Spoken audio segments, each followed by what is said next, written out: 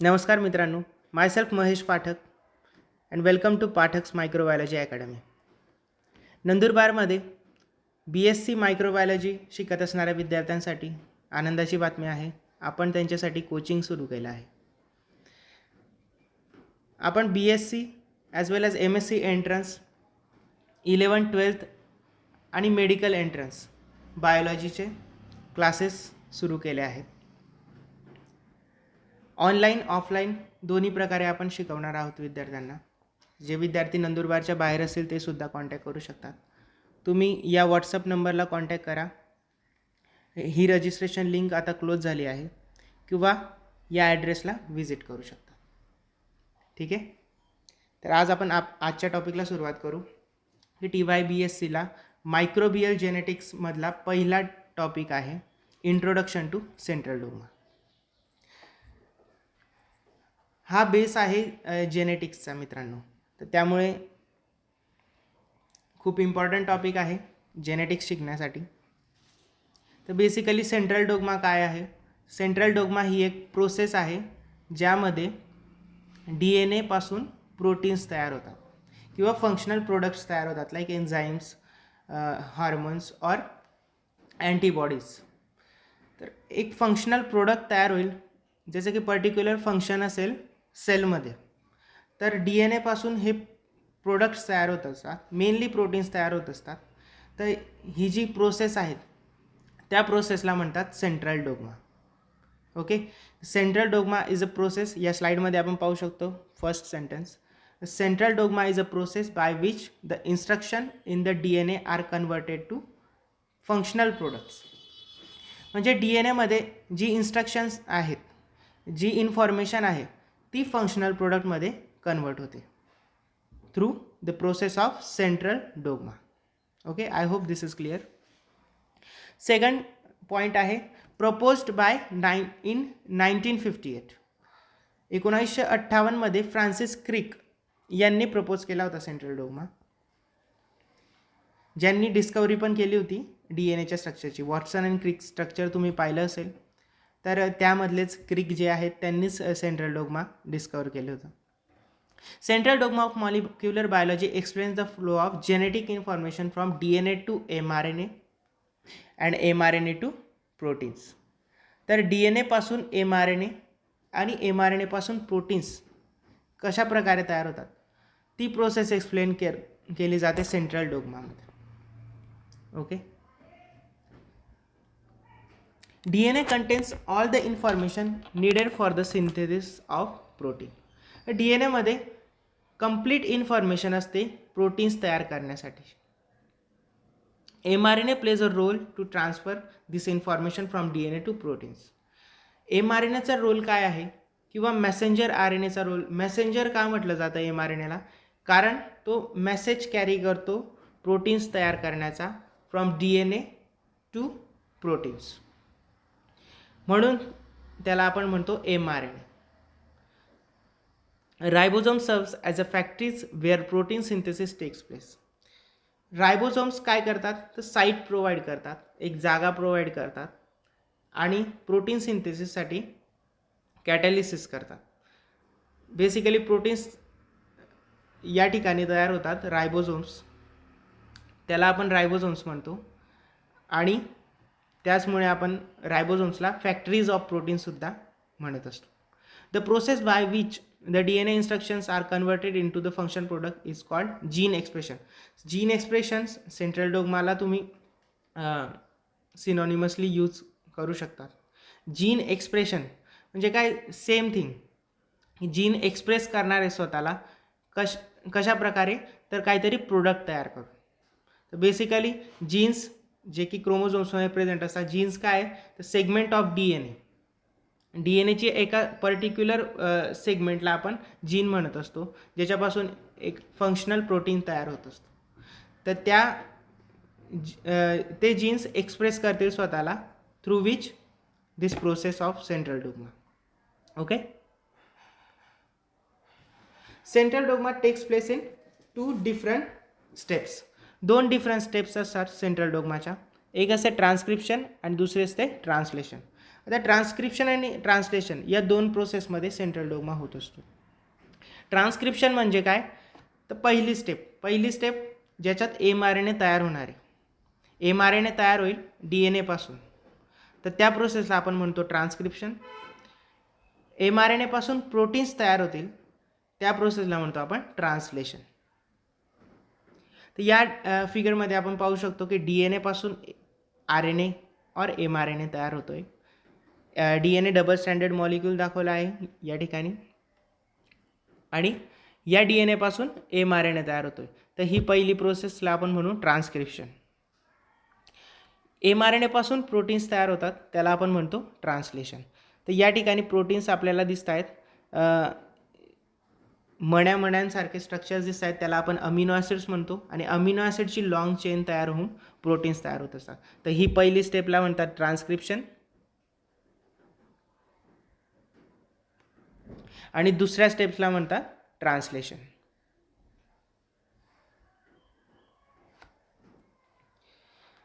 I hope this is clear. Sorry for my writings. Transcription काय असतं ते पाहू आपण.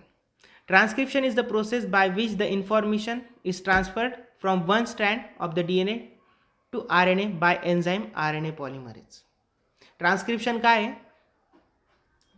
is a process by which the information is transferred from one strand of DNA. फक्त एक strand, DNA आपल्याला माहिती आहे डबल स्टँडर्ड मॉलिक्यूल असतो, त्यापैकी एकच स्ट्रँड यूज होणार आहे ट्रान्सफर करण्यासाठी. Only one strand of the DNA to RNA by enzyme RNA polymerase. तर ती जेनेटिक इन्फॉर्मेशन जी एका स्ट्रँडवरची आहे ती ट्रान्सफर होणार आहे. कोण करणार आहे, RNA polymerase enzyme. RNA polymerase enzyme ही प्रोसेस करण्यासाठी मदत करत असतो, आणि तो DNA पासून mRNA सिंथेसिस करत असतो. The DNA strand that synthesise the RNA is called the template strand. ज्या स्ट्रँडला यूज करून mRNA तयार होतो त्याला टेम्पलेट स्ट्रँड म्हणतात. टेम्पलेट म्हणजे काय, आपण एखाद्या झेरॉक्सवाल्याकडे जातो, झेरॉक्सवाल्याला एक कॉपी देत असतो ओरिजिनल, तिला ॲज अ टेम्पलेट कन्सिडर करून तो कॉपी तयार करत असतो आणि झेरॉक्स कॉपी आपल्याला देत असतो. तर ती ओरिजिनल कॉपी काय झाली, टेम्पलेट झाली, तिला ॲज अ टेम्पलेट यूज करून त्याने झेरॉक्स कॉपी तयार केली. तर या ठिकाणी पण तसंच आहे, ज्या स्ट्रँडला ॲज अ टेम्पलेट यूज केलं जातं, एक स्ट्रँडला ॲज अ ओरिजिनल स्ट्रँड म्हणून यूज करतात, त्याला टेम्पलेट स्ट्रँड म्हणतात, आणि त्याच्यापासून mRNA तयार होत असतो. अँड द अदर स्ट्रँड, आता जो दुसरा स्ट्रँड असेल, DNA we know that DNA is a double standard molecule. तर एक स्ट्रँड ज्याच्यापासून mRNA तयार होणार आहे त्याला टेम्पलेट स्ट्रँड म्हटलं. पण what about the other strand, तर दुसऱ्या स्ट्रँडला म्हणतो आपण कोडिंग स्ट्रँड. आता कोडिंग स्ट्रँड का म्हणतात, तर कोडिंग स्ट्रँड यासाठी म्हणतात कारण कोडिंग स्ट्रँडची सिक्वेन्स एक्झॅक्ट सेम असते mRNAच्या. फक्त mRNAमध्ये युरॅसिल प्रेझेंट असेल थायमिनच्या ऐवजी, पण सिक्वेन्स मात्र सेम असेल. ठीक आहे, तर त्यामुळे आपण त्याला कोडिंग स्ट्रँड म्हणतो, विच एक्झॅक्टली सेम असते त्याची सिक्वेन्स mRNAच्या.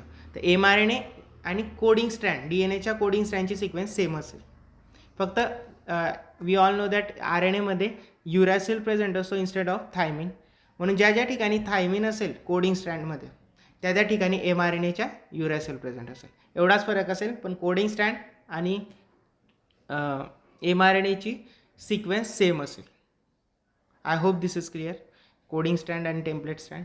टेम्पलेट स्ट्रँडच्या कॉम्प्लिमेंटरी mRNA तयार होणारे. कॉम्प्लिमेंटरीचा अर्थ असतो, आपल्याला माहिती आहे की DNA nitrogen bases complementary pairing होते. ॲडिनिन नेहमी थायमिनसोबत पेअर होतो, सायटोसिन नेहमी गॉनिनसोबत पेअर होतो. तर ज्या ज्या ठिकाणी टेम्पलेट स्ट्रँडवर गॉनिन असेल त्या त्या ठिकाणी त्याच्या कॉम्प्लिमेंटरी सायटोसिन प्लेस होईल. ज्या ज्या ठिकाणी ॲडिनाईन असेल त्याच्या ठिकाणी युरॅसिल प्लेस होईल इन mRNA. जर DNA असेल तर थायमिन असतो. I hope this is clear. Template strand and coding strand. त्यानंतर बघा, या ठिकाणी आपण ट्रान्स्क्रिप्शनची डायग्राम पाहू शकतो. ट्रान्स्क्रिप्शनमध्ये बघा DNA दिसतोय तुम्हाला, आणि एक ट्रान्स्क्रिप्शन बबल फॉर्म झालेला दिसतो, म्हणजे दोन्ही स्ट्रँड सेपरेट झालेत. सेपरेट कोणी केले? या RNA पॉलिमरेजने. आणि त्याच्यानंतर रेड कलरमध्ये आपण RNA पाहू शकतो. तर या DNA पासून mRNAची प्रोसेस mRNA सिंथेसिस होते, याला आपण ट्रान्सक्रिप्शन म्हणतोय. कोडिंग स्ट्रँडची सिक्वेन्स तुम्ही पाहू शकता. त्यानंतर RNA पाहू शकतात. RNAमध्ये बॉक्समध्ये युरॅसिल दाखवलेला आहे. जेव्हा mRNA तयार होतो तेव्हा युरॅसिल प्लेस होतो, जिथे जिथे ॲडेनाईन असेल तिथे. ॲडेनाईनच्या कॉम्प्लिमेंटरी. जनरली DNA मध्ये ॲडेनाईनच्या कॉम्प्लिमेंटरी थायमिन असतो, पण इन RNA थायमिनच्या ऐवजी युरॅसिल प्लेस असतो. बेस पेअरिंग कशी होते तेवढी लक्षात घ्या. ॲडेनिनच्या complementary thymine, in DNA, in RNA ॲडेनिनच्या complementary uracil. Okay, so this is transcription. In the process of ट्रान्सलेशनमध्ये काय होतं? आता mRNA तयार झालेला आहे ट्रान्सक्रिप्शनमध्ये, त्या mRNAला यूज करून प्रोटीन्स सिंथेसिस केले जातात. In translation is the process by which mRNA codes for specific proteins. प्रत्येक mRNAसाठी वेगवेगळ्या प्रोटीन्स तयार करेल mRNA, त्या प्रोसेसला म्हणू आपण translation. Ribosomes initiates the translation process. Ribosomes काय करतात? इनिशिएट करतात ही ट्रान्सलेशन प्रोसेसला. इनिशिएट करतात म्हणजे स्टार्ट करतात. They provide sites for the protein synthesis. Sites, जागा प्रोव्हाइड करतात, कॅटॅलिटिक साइट्स प्रोव्हाइड करतात प्रोटीन सिंथेसिससाठीच्या. tRNA brings amino acids.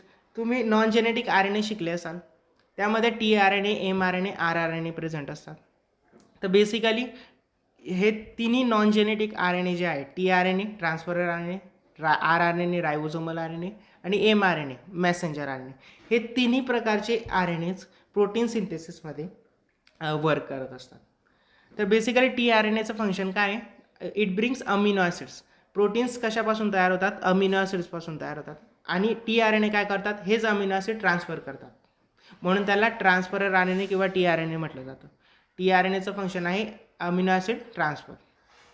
tRNA brings amino acids which are the monomers of the proteins. Amino acids काय आहेत? Monomers of proteins आहेत.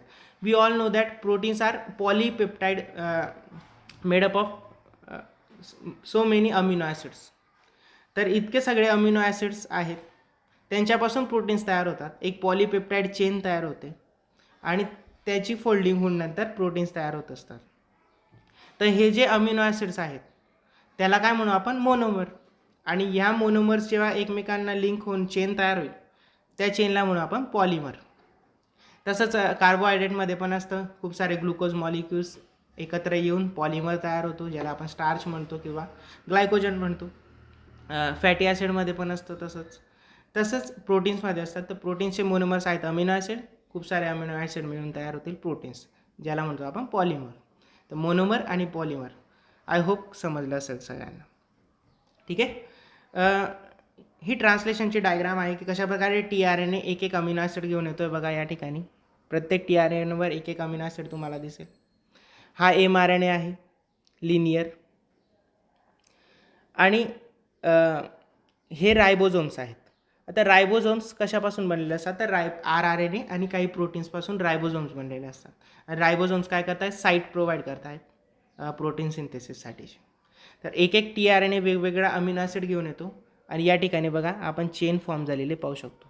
ही chain नंतर खूप long होऊन तिच्यात फोल्डिंग होऊन प्रोटीन्स तयार होत असतात. तर बेसिकली आपण आज 2 स्टेप्स पाहिल्या, ट्रान्सक्रिप्शन, ट्रान्सलेशन. ट्रान्सक्रिप्शनमध्ये mRNA तयार होतो आणि ट्रान्सलेशनमध्ये प्रोटीन्स तयार होतात. I hope central dogma clear झाला आहे.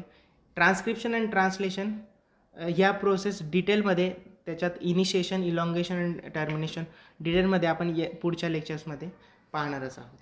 आय होप तुम्हाला लेक्चर आवडलं असेल आजचं. जर आवडलं असेल तुमच्या मित्रांसोबत शेअर करा. ओके. ज्या विद्यार्थ्यांना कोचिंग जॉईन करायचं असेल त्यांनी दिलेल्या व्हॉट्सअप नंबरला मला व्हॉट्सअप करू शकता डायरेक्टली. जे विद्यार्थी नंदुरबारचे असतील त्यांनीसुद्धा मला कॉन्टॅक्ट करू शकता. आपण पर्सनल बायोलॉजी कोचिंग पण विद्यार्थ्यांना देणार आहोत. म्हणजे पर्सनली जर तुम्हाला बायोलॉजी कोचिंग स्टार्ट करायचं असेल तर तुम्ही मला कॉन्टॅक्ट करू शकता या व्हॉट्सअप नंबरला. ठीक आहे. तर हा व्हॉट्सअप नंबर तुम्ही नोट डाऊन करून घ्या आणि ॲड्रेससुद्धा तुम्ही नोट करून घ्या. ठीक आहे. तुम्ही आपल्या अकॅडमीला व्हिजिट करू शकतात या ॲड्रेसवर येऊन आणि आजच तुमचे रजिस्ट्रेशन जॉईन करू शकता. ठीक आहे, रजिस्ट्रेशन करू शकता. आय होप सगळ्यांना लेक्चर आवडलं आहे. ठीक आहे, आपण आता पुढच्या लेक्चरला ट्रान्स्क्रिप्शन आणि ट्रान्सलेशन डिटेलमध्ये पाहू. ठीक आहे. Thank you so much.